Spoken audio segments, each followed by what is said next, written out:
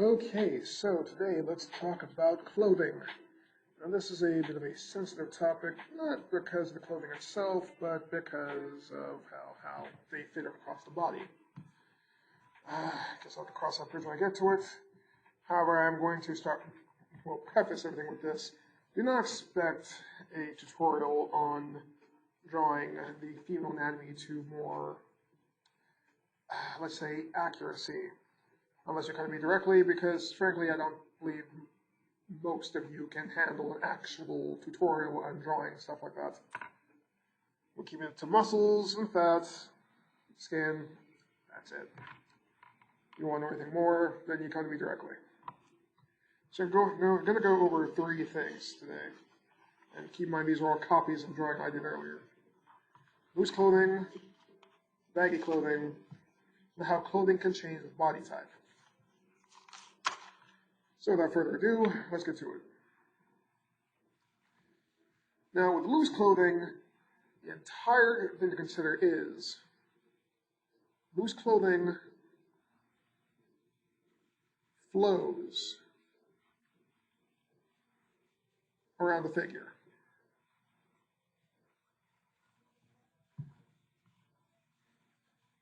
So nothing is ever just say, okay, here's a body, let's go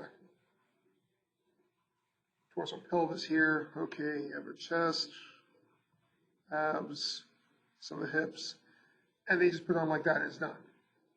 That's enough.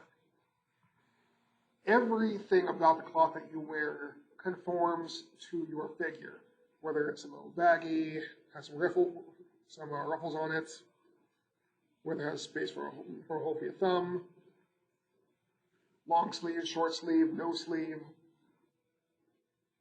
Everything has to conform in some way to your body, otherwise there would be no point in having different sizes. So, starting with a male figure, we have loose clothing. Things are generally the tightest around the chest. And they'll really follow that line up until we start getting towards the waist.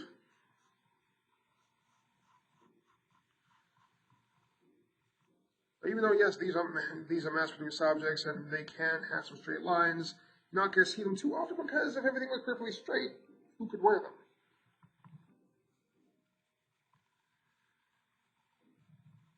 Now, depending on the size of the shirt that you're putting on here, there's always going to be some ruffles, whether they are tucked into the shirt or left out.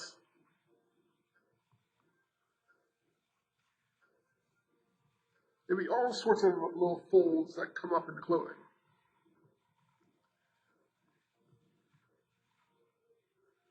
And generally speaking, there should be at no point in drawing loose clothing that everything conforms perfectly to the figure. Unless that figure is too big for that outfit, there's going to be all these little folds, loose spots. Let's make this a long sleeve since it is the time of year for it.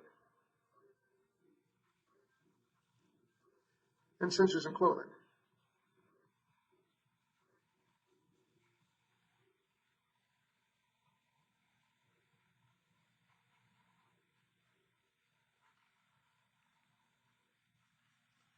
Now, what if, say, your clothing has been ironed out? Yeah, it's going to be more straight. It's not going to have as many folds. But that's only until you put it on, and then your natural movement will get all those folds put right back in place. Now for this one, I am going to use just an open collar like so.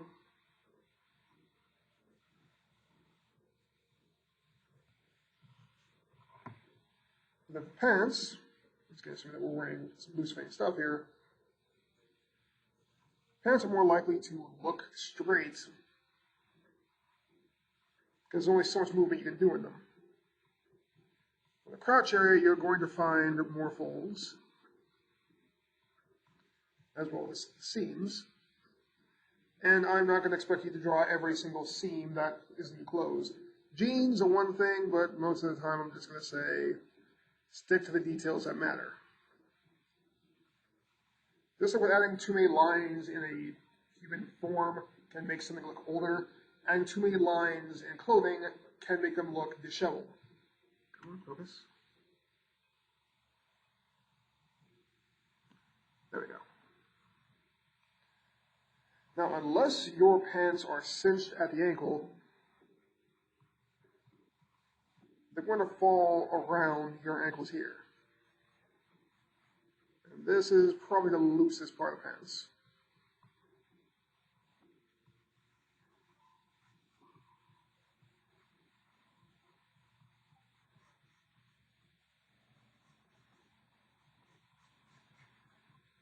The key to loose clothing is that you're not going to see most of the curvature of the body beneath.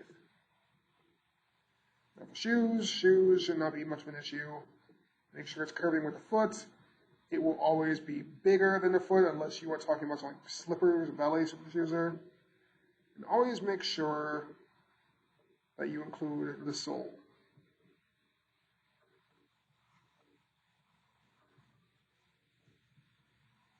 The sole is what provides extra protection for our shoes, and thus our feet inside. And without one, you might as well just be wearing socks on pavement.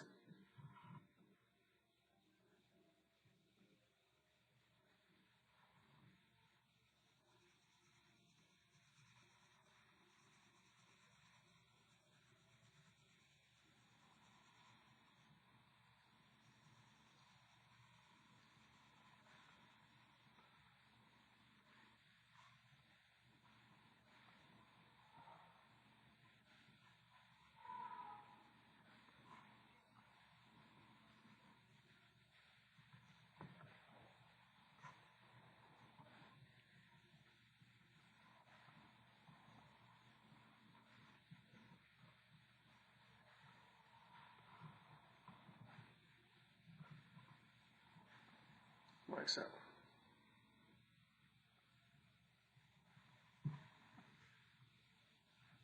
Now, same thing goes for female bodies.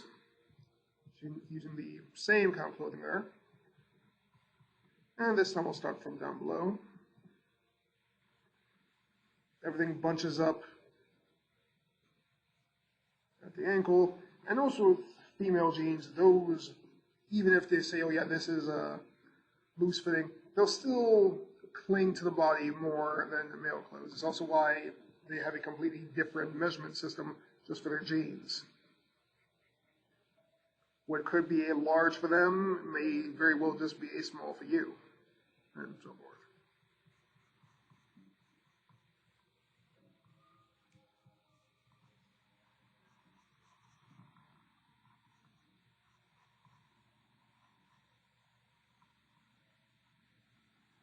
And when you're doing folds, make sure that they are coming off of your base figure.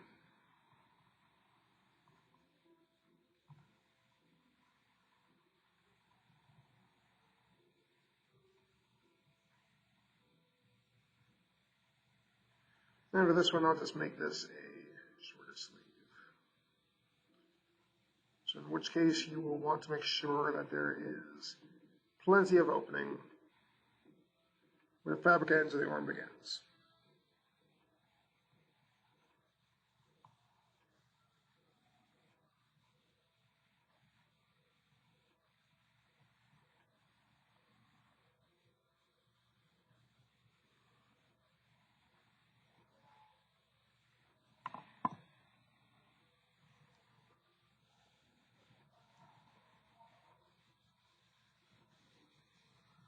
Okay, so that we've gotten that.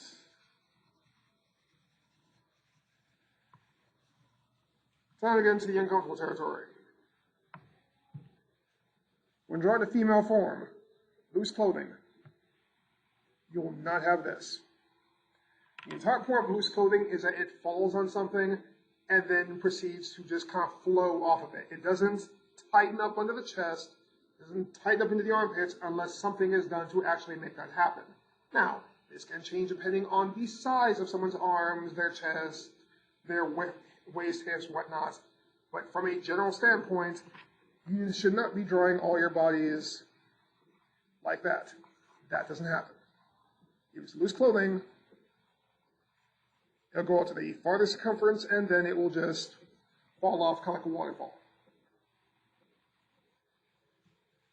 And even with tighter clothing, you're not going to get that. This is some myth they make in comic books. Look at Black Widow in a Marvel comic, then look at Black Widow in, say, the MCU's movies to see what I mean.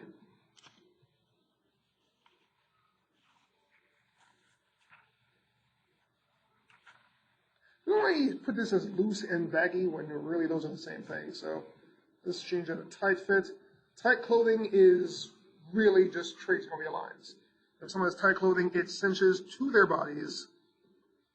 You'll see very little extra folds. And in some cases, you'll even have the arm or leg that's coming out of it look a little bigger because it's now being pinched. And you can see this really easily with sporting clothing, like, say, yoga pants, or what weightlifters wear.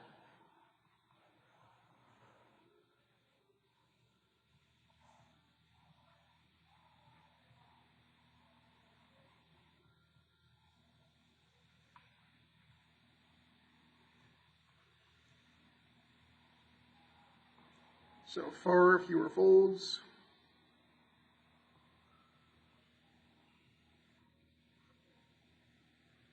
And it squeezes out the limbs.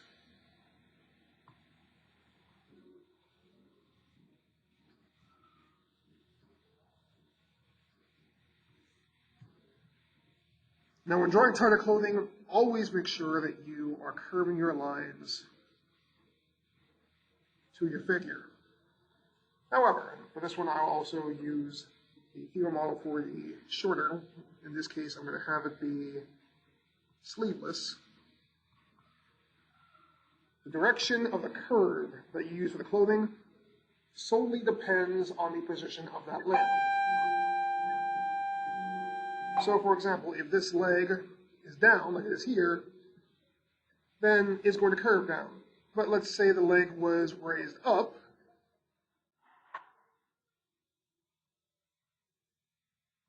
then it would curve up.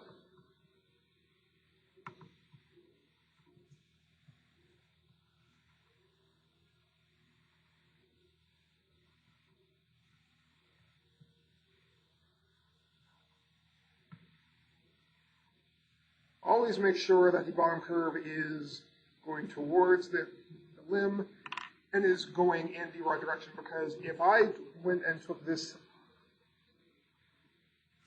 higher leg and did this, then it makes it seem like this is, say, the underside of someone's leg rather than, say, the inside.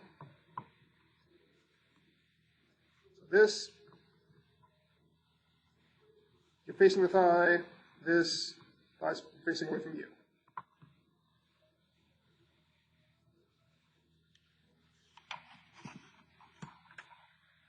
Alright, then finally change it with type. Now for this one, I am going to make, let's say, the trucker build. So make a stomach, bigger arms,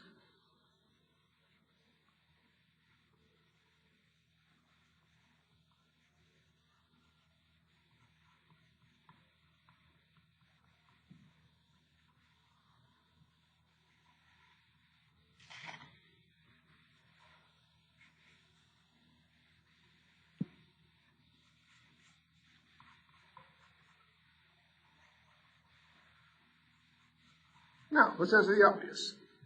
If the body type changes, does that change the clothing? Yes. If we took that same tight fitting clothing that we had over here, let's like say for exercise, clothing has a limit. Just like how your skin has a flexibility limit, so clothing has more of one. Because we can always change up our flexibility. Various diet, various exercise, various skincare products can increase the flexibility or rather elasticity of our bodies. That can't be done with clothing. Once it has its limit, say a lot shorter than ours, it will start to curve around when it can't fit.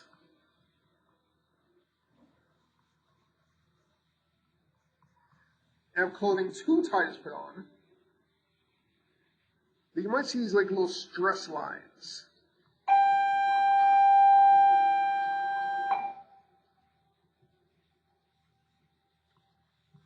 And the stress lines are essentially the sign that your fabric's about to give.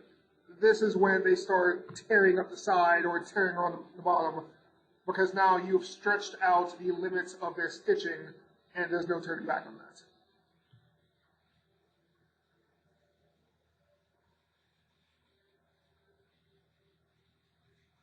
And if we apply the same here,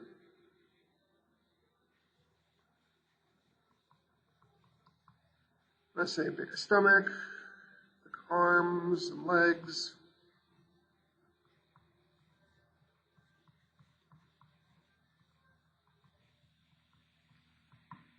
Same thing applies.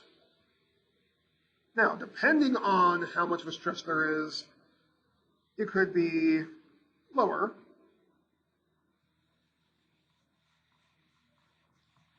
or it could still go curving upwards like so.